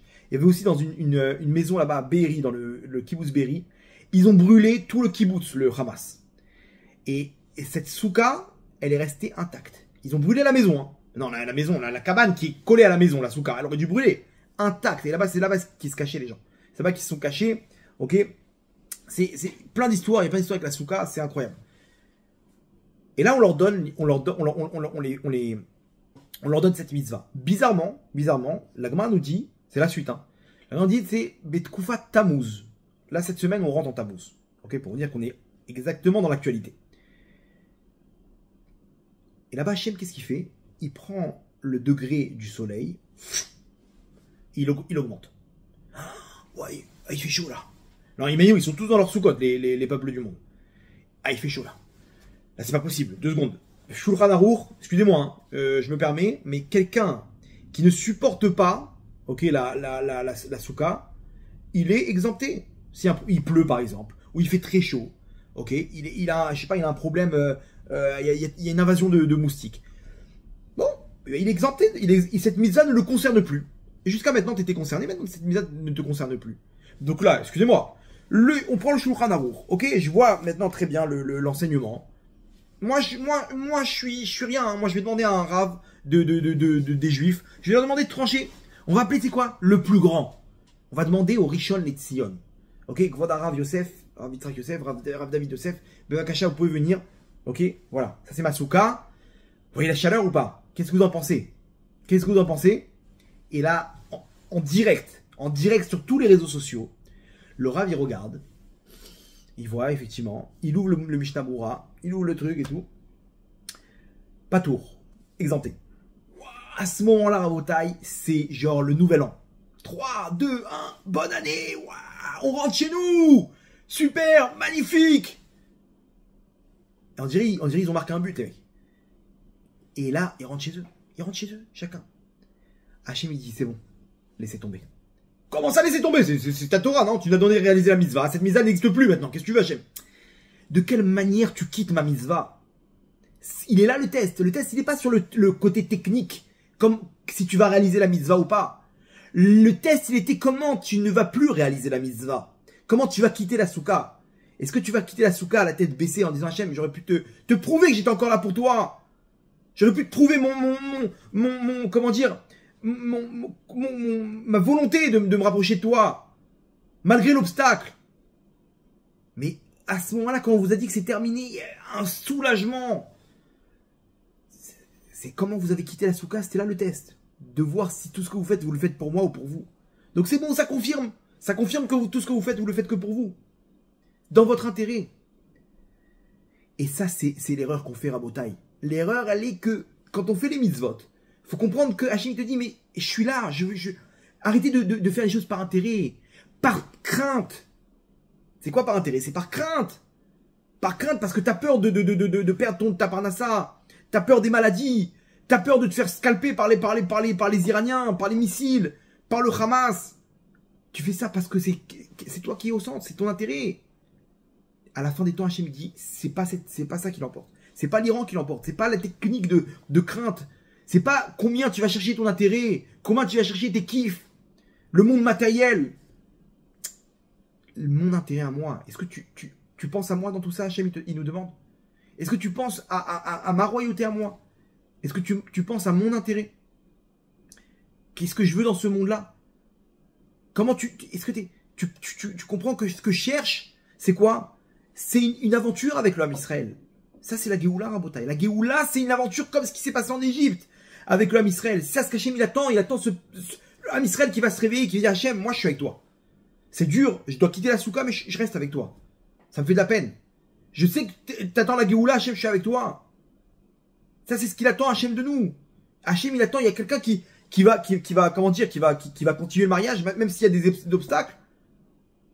Ou non, c'est une mariée qui la première chose, elle claque la porte là-bas dans le jour du mariage. Mais c'est quoi, c'est pas un mariage, ça. Vous êtes d'accord? Elle cherche quoi? Je lui ai annoncé que finalement j'étais pas aussi riche que ça, elle a claqué la porte. Attends, mais tu crois que t'es amoureuse de moi? Mais arrête, moi je voulais ton portefeuille. Hachem, il nous voit des fois comme ça, il nous voit comment on est en train de le servir dans des intérêts. Qu'est-ce qu'on fait? On fait le cœur pur à Botaï pour Hachem. C'est ça la Géoula. La Géoula, c'est de dire stop, j'arrête ma malchoute à moi. J'arrête ma royauté. C'est la tienne, Hachem, que je veux. C'est ton Mashiach, je comprends rien à tout ça. Mais je te veux toi, Hachem. Je veux ta Géoula. Ah, alors moi aussi je te veux, mon tzaddik. Moi aussi, c'est vous que je veux. C'est ce peuple-là qui va enfin servir le Hachem pas en cherchant un intérêt, pas en cherchant un salaire. C'est toute cette Gemara Rabotai, la leçon qui ressort de ça, c'est Hachem, il va récompenser. À la Géoula, c'est quoi? La récompense principale, c'est ceux qui ont fait vraiment pour Hachem, qui l'ont fait que pour l'intérêt d'Hachem. Hachem, il cherche le cœur. Rachamana libabaï, Hachem, il nous aime. Hachem, il veut notre bien. C'est ça qui l'emporte, cette vision des choses qui l'emporte à la fin des temps. Hachem, il sonde les cœurs, il voit vraiment qu'est-ce que tu fais. Ok, j'arrive pas, Hachem. J'arrive pas dans la tsniout, j'arrive pas le Shabbat, j'arrive pas, mais je suis avec toi. Je pleure quand j'arrive pas. Et je redemande, et je me relève, et je me fight. Cette personne-là, Rabotai, même si sur le plan technique, sur le papier, c'est une savate, c'est une serpillière, il a beaucoup de valeur dans les mondes d'en haut. C'est un monde à l'envers, Rabotai, ce qu'on vit, c'est un monde à l'envers, un monde Olam Hafour. C'est un monde où tout est inversé. Parce que ce qui prédomine, c'est ce que tu as dans le cœur. Et Hachem, il sonde les cœurs. Ça, c'est la Géoula. À la Géoula, c'est ce qui va déterminer de quel côté tu fais partie. Et ça, c'est le problème de Korach. Korach, il a vu, avec Roi HaKodesh, qu'allait descendre de lui, la royauté du Ham Israël. Shmuel Hanavi, qui va amener et Shaoul Amelech, la royauté de Shaoul, et la royauté de David Amelech. Il a vu la Géoula, il a vu, c'est moi, la Géoula. Mais le problème, c'est qu'il s'est fait attraper sur comment amener cette Géoula. Amener cette Géoula, c'est pas en te mettant toi au milieu, au centre, c'est en mettant Hachem au centre. Sinon, tu passes à côté. Korach, il est passé à côté. Vaikar, Korach. Lakar et Tatsmo, il a pris. Il a pas donné, il a pas mis Hachem au centre. Il s'est mis lui au milieu. Il a dit, non, moi je te... Et oui, je gagne quoi, moi, dans l'histoire? Moshe Rabbeinu, c'est lui le leader d'Israël. Aaron, c'est lui le patron là-bas au Beth Amikdash. Myriam, c'est elle la rabbinite du Homme Israël. C'est quoi ça? Il met tous ses potes, là, toute sa famille. Et moi alors, j'ai pas un rôle dans toute cette histoire. Mais je mérite, regarde, il a ramené avec lui une foule. Pourquoi tu te mets au centre, Korach? Pourquoi tu te mets au centre? Alors, Alvaï qu'on puisse comprendre. Attention, je vous donne l'information. Vaikar, Korach, ce que nous dit Rashi. Lakar et Tatsmo, il s'est mis d'un côté de là. Il s'est retiré du centre, ici. Il s'est retiré de ce qu'Hachem il attendait de lui vis-à-vis de Moshe Rabbeinu. Mais attention, il avait une intention spécifique. Lui, il voyait la Torah de la Géoula. Il voyait Korach, la Torah de la Géoula. Il voyait plus cette Torah de Galout que Moshe il représentait. Korach, il demande la Torah de la Géoula. Mais de quelle manière tu demandes ça? De quelle manière tu demandes ça? À partir du moment où il rentre en conflit avec Moshe, c'est un problème. La Karetatsmo, les marloquettes, Rachid nous dit. Il s'est mis de côté. Vaikar, on n'est pas dans le bon sens, là. S'il avait vu Hachem dans tout ça, il aurait dit, de toute façon, on est tous dans le même... Ok, tu représentes un côté de la Torah. Mais si tu avais vu Hachem, il n'y a pas d'importance. Lui ou moi, c'est toi qui décides Hachem. On a tous le même but. Et c'était ça l'erreur à son niveau. L'erreur à son niveau qu'il a eu à Botaï, c'est impressionnant. La Gemara nous dit, la Gemara là-bas dans les prophéties, on nous dit que quand Gog il arrive, on dit que Gog il vient, il se bat à l'Hachem val Meshicho. Sur Hachem. C'est quoi la guerre de Gog ou Magog à la fin des temps? À l'Hachem val Meshicho. Sur Hachem et sur son Mashiach. Sur son libérateur. Je comprends pas, je croyais que c'était sur nous là, Israël. Oui, ça c'est sur le côté matériel. Sur le côté spirituel, la guerre elle est sur Hachem. C'est-à-dire quoi? Ça veut dire que toute la guerre que le Yetzirah il utilise, c'est sur Hachem. Il veut nous mettre nous au centre. Il veut qu'on cherche notre intérêt. Il veut qu'on cherche notre comment dire, qu'on cherche à remplir nos poches de mitzvot, peut-être des Jeux Olympiques maintenant des mitzvot. C'est sur Hachem qui se bat maintenant le Yetzirah à la fin des temps. Gog à la fin il te dit c'est sur Hachem la guerre qu'elle est. Parce que s'ils arrivent, c'est les bénis Israël, à se focaliser sur ce qu'Hachem il attend vraiment d'eux, c'est terminé, ils sont imbattables. Ils sont imbattables. Hachem c'est ça le Mashiach, Rabotai. Mashiach c'est quand tu t'es directement connecté avec Hachem. Directement connecté avec Hachem. Et c'est ça ce qu'il attend de nous Hachem, Rabotai. C'est ça le message qui ressort de toute cette histoire. On est en plein dedans. On est en plein bras de fer entre les États-Unis et l'Iran, juste avant la venue de Mashiach. Celui qui domine, c'est les États-Unis. C'est les États-Unis parce que c'est ça ce qu'Hachem il attend de nous. Cet abondance, cet amour. Comme ça, on doit le voir. Comme ça, on doit se connecter à lui sans intérêt. Sans chercher mon intérêt. Sans chercher qu'est-ce que je peux recevoir en retour. Il y a eu une histoire un jour d'une personne aisée, riche, qui cherchait pour sa fille un ratan, un barou yeshiva, qui étudie la Torah. Il est entré dans une yeshiva. Il a dit, il a été voir le roi yeshiva, il a dit, ma fille, c'est une tzadékette. Ok? Maintenant, c'est celui qui étudie la Torah, avec moi, il est tranquille. Il n'a pas besoin d'aller travailler, il va devenir un grand d'Israël. Maintenant, donne-moi le meilleur que tu as entre les mains, donne-le-moi. Il dit, écoute, il y a lui, c'est un génie. Lui, par contre, il a comme ça et comme ça. Et lui, il dit quoi? Laisse tomber. Je vais poser une question dans une Gomara. Une question énorme. Jusqu'à aujourd'hui, il n'y a que un des grands d'Israël qui m'a répondu. Celui qui répond, il aura ma fille. Ok? Pour un Barou Yeshiva, c'est une embellie. Attends, t'es tranquille toute ta vie. Tu peux étudier, t'as une sadéquette à tes côtés, t'es tranquille toute ta vie, tu peux étudier à la tête tranquille. Il pose la question. Et tous les Barouim, ils sont là, tac, les réponses. Excusez-moi, il répond, tac. Non, ça peut pas être comme ça, et c'est pas ça, c'est pas la réponse. Bref, à la fin, il voit, il y a plus de réponse. Bon, il regarde le roi Yeshiva, il dit, je suis désolé, j'ai passé à la prochaine Yeshiva. Il s'en va. Et avant de monter dans sa voiture, d'un coup, il voit un barour qui court. Il dit, mais donnez-nous la réponse. Vous avez laissé un suspense de fou. Vous partez, ok, on n'a pas emporté votre fille, d'accord, on n'a pas gagné l'histoire. Mais c'est quoi la réponse à la question? Une question incroyable comme ça. Il s'est retourné vers lui. Il lui dit, viens, assis-toi. Je vais te donner la réponse. Il donne la réponse et il voit, waouh, attends, mais ça veut dire comment tout s'arrange maintenant? Waouh, quelle grandeur cette Torah, c'est énorme, machin. Et là, il lui pose des questions. Il dit, attends, mais toi, t'as quel âge et machin. Il voit que c'est de bonne famille, il voit comme ci, comme ça. Il dit, alors c'est bon, j'ai choisi mon khatan. Tu veux rencontrer ma fille? Si ça marche, il retourne là-bas voir le Rosh Yeshiva et dit, de tout cela, j'ai vu des génies, j'ai vu des réponses qui me montrent leur cerveau. Mais j'en ai vu aucun qui cherchait vraiment la Torah d'Hachem. Ils étaient tous en train de chercher leurs intérêts, là. Qui va gagner ma fille? Mais la vraie réponse, il n'y en a pas un qui a essayé la vraie réponse, savoir comment elle est grande la Torah d'Hachem, qui cherchait vraiment Hachem à l'intérieur, il n'y en a aucun dans tout ça. Il n'y a que lui qui cherchait vraiment dans tout ça à chercher Hachem, à trouver Hachem. Rabotai, c'est pas terminé. Vous avez posé la question, mais alors c'est quoi la suite là? On est en plein journal info spécial Géoula, ok? Si c'est écrit dans la Torah, donne-nous la suite. La suite de Rabotai, elle fait très peur.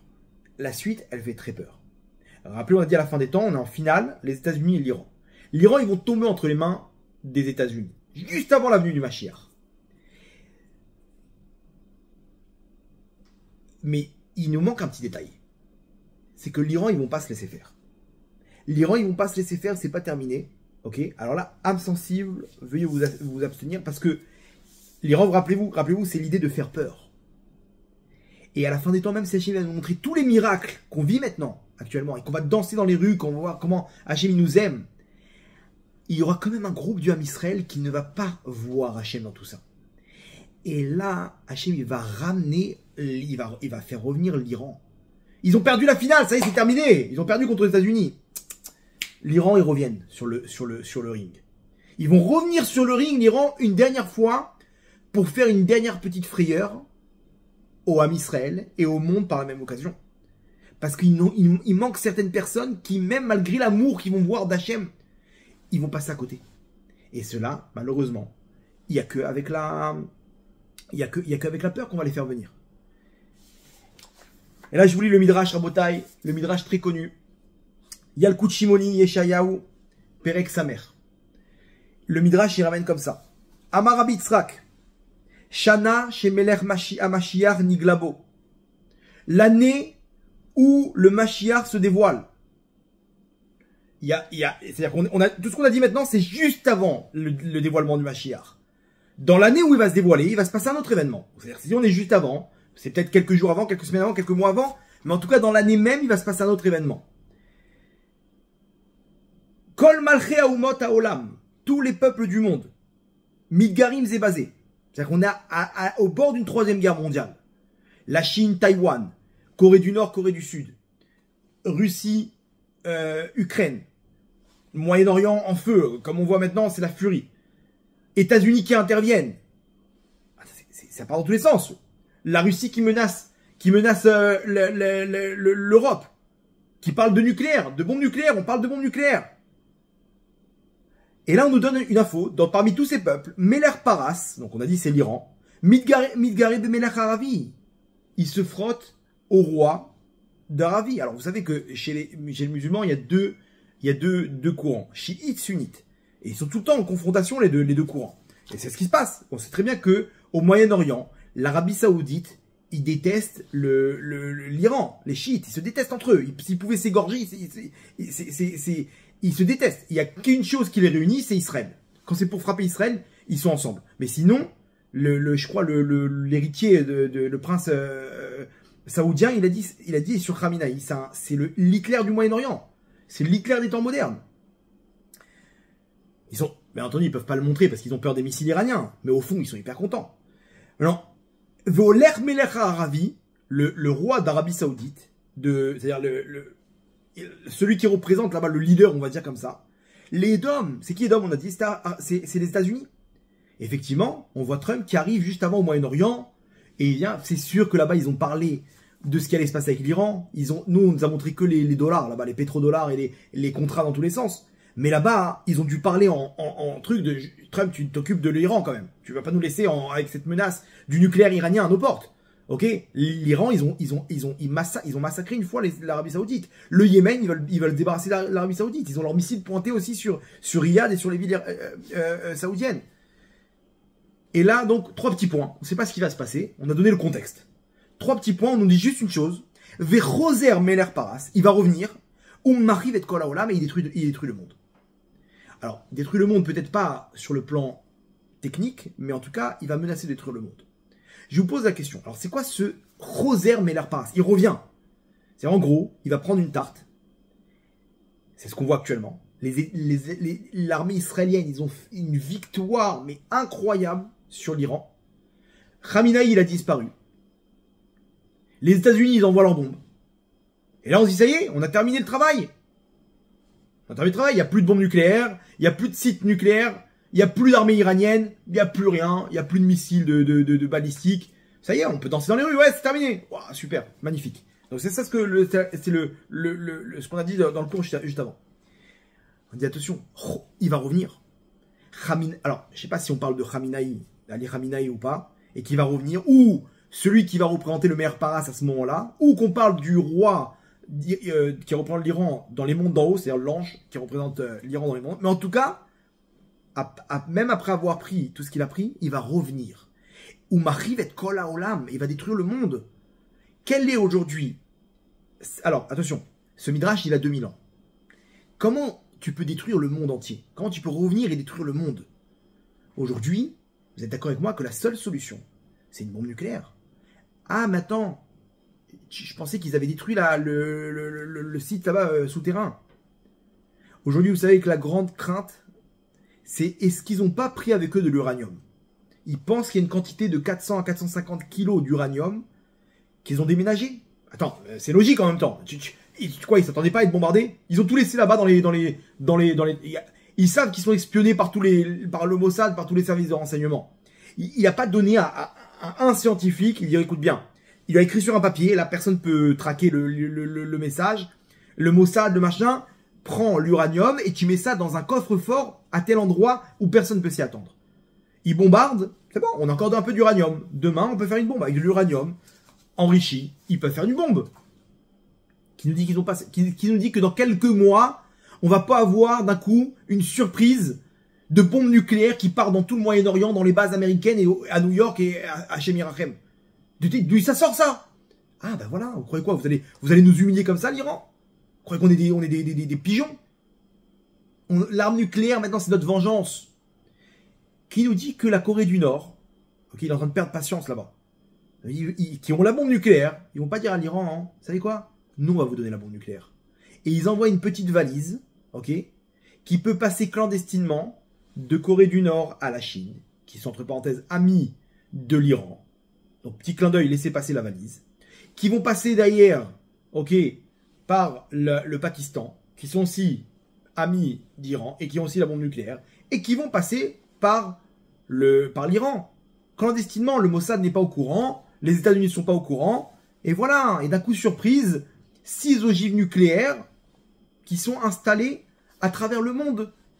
Et là, la menace,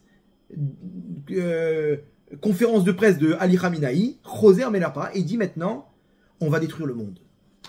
Alors, il le détruit pas parce que, regardez la réaction du monde. C'est-à-dire qu'il annonce qu'il va détruire. Parce que là, on nous dit quoi? Vechol umota olam, tous les peuples du monde. Alors, soit on dit ceux qui restent, s'il a détruit le monde, effectivement. Soit on dit que il annonce qu'il va détruire le monde. Alors, on parle de tous les peuples du monde. Vechol umota olam, les peuples du monde, mitra hashim ou mitbaalim, venoflim alpenehem. Ils poussent des cris. Ils tremblent de peur. Ils tombent sur leur face. Et ils ont des maux de ventre. Quand on a peur, on a mal au ventre, ouais. Telle une femme qui est en train d'accoucher. Alors, Israël dans tout ça. Israël mitrahashim ou mitbaalim. Et Israël de leur côté, pareil. En premier, on va prendre nous maintenant, après tout ce qui s'est passé. Vous avez compris que, et là, il y a 30 ans, ce Midrash, il veut rien dire. Pourquoi Israël, ils vont avoir peur de l'Iran? C'est les amis d'Iran, le chat d'Iran, c'est un ami d'Israël. Qu'est-ce qui a rapport Israël dans toute cette histoire? Non, là maintenant on comprend bien, parce qu'Israël, c'est eux qui ont commencé l'attaque. C'est eux qui ont commencé l'attaque, Israël. Donc Israël, ils vont trembler de peur. Où est-ce qu'on va aller maintenant? On n'a pas où aller. Tu vas aller où dans ta chambre forte? C'est une bombe nucléaire, ça sert à rien. T'as pas où aller. T'as pas où aller. Ok. Et là, c'est le dévoilement d'Hachem. Là, imaginez-vous, même ceux qui n'avaient pas encore fait tchouva, ok, là, je peux vous dire que tout le monde ouvre le livre de Tehillim.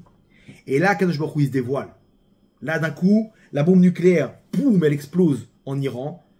Miracle de fou. Hachem, il se dévoile et il dit, Banaï, Al Titiarou, n'ayez pas peur. N'utilisez pas cette technique de crainte, d'avoir peur. C'est pas ça, je suis pas là-bas, moi. Kol Mashia City, tout ce que j'ai fait, Loa City, et là, Bishvilchem. Tout ce que j'ai fait, je l'ai fait que pour vous. Vous avez fait pour moi, c'est la Géoula, moi je fais pour vous, c'est une aventure, on est ensemble dans cette histoire, mes enfants. Je vous aime, je vous abandonnerai pas, je vous détruis pas. C'est juste pour vous faire tchouva. C'est juste pour vous bouger, malheureusement il y en a qui n'ont pas encore fait tchouva. Mais n'ayez pas peur, n'ayez pas peur. Mipenema atem mitiarim, pourquoi vous avez peur? Igi azman geulatrem. Et là c'est le dévoilement du Mashiach. Là la suite Rabotai, c'est le dévoilement du Mashiach. Il y a un dernier événement qui risque de faire flipper Rabotai. Mais Hachem, de cet événement-là, il va nous montrer combien il nous aime. Mais ça, Hachem, il y a une seule condition. Tu fais pour tout ce que tu fais pour moi, et moi, tout ce que je fais pour toi. C'est une aventure. C'est une histoire d'amour. Et celui qui arrive à faire avec les choses pures pour Hachem, qui arrive à comprendre qu'Hachem, il veut nos mitzvot pour nos mitzvot, il s'en fiche. Il va venir avec le Sefer Torah et va dire, qu'est-ce que tu as fait pour moi? Est-ce qu'il y a une mitzvah que tu as fait pour moi? Est-ce que tu t'es battu dans les épreuves pour moi? C'est ton salaire. Toi, tu as une part dans la Géoula. Toi, tu fais partie de la Géoula. Et à la fin, je peux vous dire que dans tous les sens, on va y arriver. Dans le bien comme dans le mal. Donc nous, Baruch Hashem, ce soir, on a compris quelle technique utiliser. Mais il faut dévoiler cette lumière à Botaï. Il faut dire autour de vous, Hachem, il nous aime. Regardez les miracles. Combien tu vas t'éloigner d'Hachem? Combien tu vas continuer tes délires, mon tzaddik? Combien tu vas continuer tes délires, ma tzadika? Arrête avec tout ce monde goy, ça sert à rien. Arrête avec toutes ces histoires. Viens, rapproche-toi d'Hachem. Hachem, il t'attend, il te tend les bras. Fais tchouva et c'est terminé. Et tchouva avec amour, tous les avérotes, elles se transforment en mitzvot. Ça, c'est la fin des temps à Botaï, c'est ce qu'on va vivre. Donc, si on fait tchouva avant, on n'a pas besoin de passer par tout ça. Mais l'histoire à Botaï, ça fera que peur. Mais donc maintenant, vous savez qu'il n'y a pas besoin d'avoir peur. Il n'y a pas besoin d'avoir peur. La suite, il n'y a pas besoin d'avoir peur. On est avec Hachem et c'est que de la rachamim. On est en pleine Géoula Berachamim. Hachem, il nous montre tout cet amour-là. Il y aura un petit virage, mais n'ayez crainte. On a l'impression, ouais, hop, et c'est les montagnes russes. Comme dans Menhir Express. Mais qu'est-ce qui se passe? On va tomber. Et à la fin, hop, tu t'échappes. Et ça dépend d'une chose. Combien on a compris que c'est une aventure avec Hachem? Combien on a compris que tout ce qu'on fait, on fait pour Hachem? Parce qu'Hachem, il m'aime et moi aussi je t'aime, Hachem. Et ça nous suffit. On a besoin de rien d'autre. Et ça, c'est le cœur. Le cœur qu'Hachem, il attend de chacun d'entre nous. Qu'on réveille à l'intérieur cette étincelle pour Hachem. On va terminer avec une petite histoire. Le Rav Moshe Feinstein à la Vachalom, il ramène cette histoire dans l'introduction de son livre Igrot Moshe. À l'époque, il a rencontré un malade qui a demandé à lui parler. Ce malade-là, il était dans ses derniers moments de sa vie. Et il lui dit que Vodarav, il avait la langue gonflée comme ça. Il lui dit que Vodarav, j'arrive à peine à parler, mais il me reste un peu de force pour vous raconter mon rêve, il y a quelques jours. Il lui dit, Shabbat dernier, j'ai parlé mal des filles de Lot. Donc les filles de Lot, vous connaissez l'histoire. Elles croyaient que le monde, il s'était complètement détruit après Sodome, après la destruction de Sodome. Et elles ont perdu leur mère. Et elles se sont dit, comment on va faire? Il faut repeupler le monde. Elles ont fait boire du vin à leur père et elles sont parties avec leur père et elles sont tombées enceintes, ok, de leur père. Dans une intention de, comment dire, de repeupler le monde. Pour défendre le monde. Pour sauver le monde. Et là-bas, elles ont appelé leur fils, ok, l'aînée, elle a appelé son fils Moav. C'est-à-dire, elle a dit qu'il vient de mon père. Me'av, de mon père, en hébreu. Ça veut dire. Et lui, il dit que Vodarav, Shabbat, j'ai entendu cette histoire, je dis comment? Maintenant, toute la descendance du Mashiach, elle descend de ces deux filles-là. Le Mashiach, il descend de ces deux filles-là. De Moab va descendre Ruth, et de Ammon, la deuxième fille, donc son fils il s'appelle Ammon, va descendre Naama. Ruth, elle va être l'arrière-grand-mère de David Améler, et Naama, ça va être la fille de Shlomo Améler, le fils de David, et ils vont amener toute la descendance jusqu'à la venue du Mashiach. Il dit, voilà, j'ai mal parlé de ces filles-là. J'ai dit, comment c'est possible que le Mashiach, il va venir de femmes qui n'hésitent pas à dire, à dévoiler que leur enfant, il vient de leur père? Comment c'est possible, un truc pareil? J'ai mal parlé. Entre parenthèses, dans un cours, j'avais ramené Rashi, que Rashi dit effectivement que elles ont fait ça dans un but d'adultère, ok, de znout, patra beznout, la grande, elle a ouvert avec le znout. Vous allez voir que c'est une interprétation qui était complètement fausse.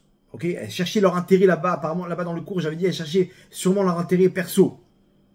Alors que de cette histoire, c'est complètement fausse cette interprétation, et je retire cette interprétation parce que même si la forme, elle était bizarre, comme nous dit Rashi, moi j'avais pensé à Rashi dans l'interprétation, j'avais ramené l'interprétation de Rashi, le fond, il était complètement différent.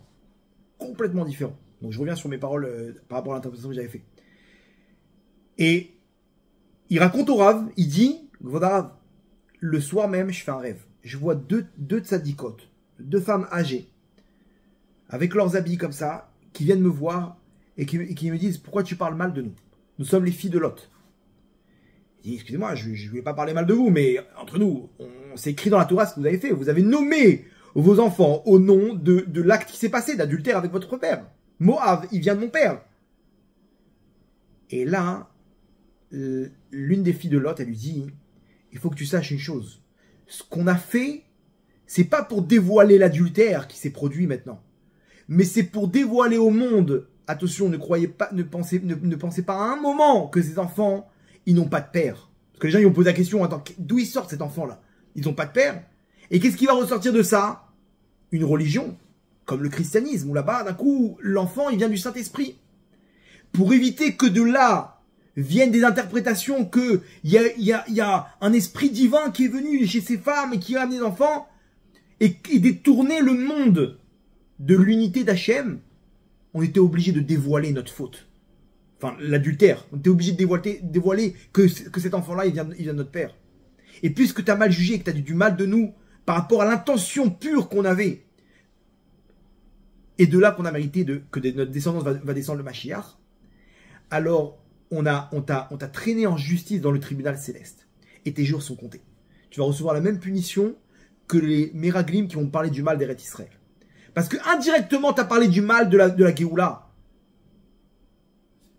Il s'est réveillé, sa langue, elle a enflé, et là, il est dans ses derniers moments. Il dit, voilà, Rav, racontez cette histoire pour dire au monde combien c'est ceux qui sont écrits dans la Torah, et qu'apparemment, on voit des scènes comme ça, où on se dit, bon, même si la forme, elle est bizarre, le fond, il a une dimension complètement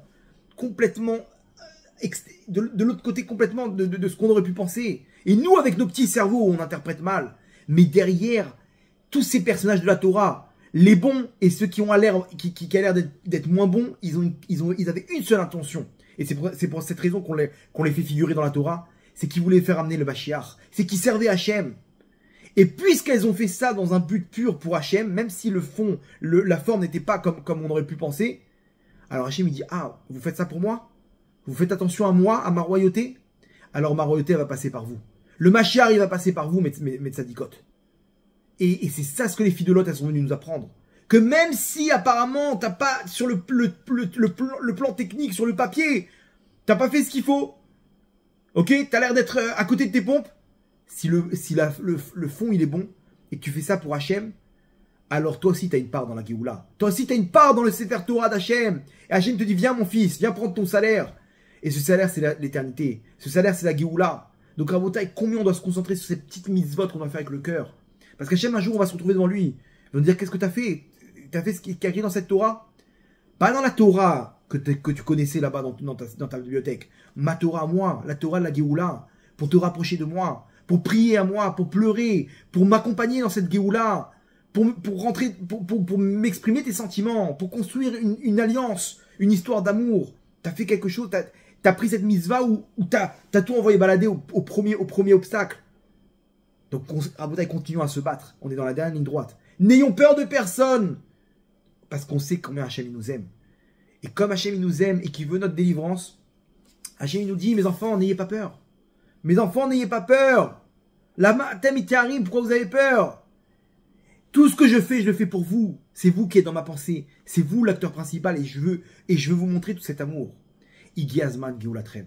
Est venu le moment de la Géoula. Donc à nous, Rabotai, de montrer tout ça. Tant qu'on a les derniers instants d'exil, de Galout, Rabotai, à nous de montrer qu'est-ce qu'on a à l'intérieur de notre cœur, Hachem, et de continuer, de se battre pour lui. Et à ce moment-là, qu'Hachem il puisse nous envoyer la Géoula, Amen, Amen.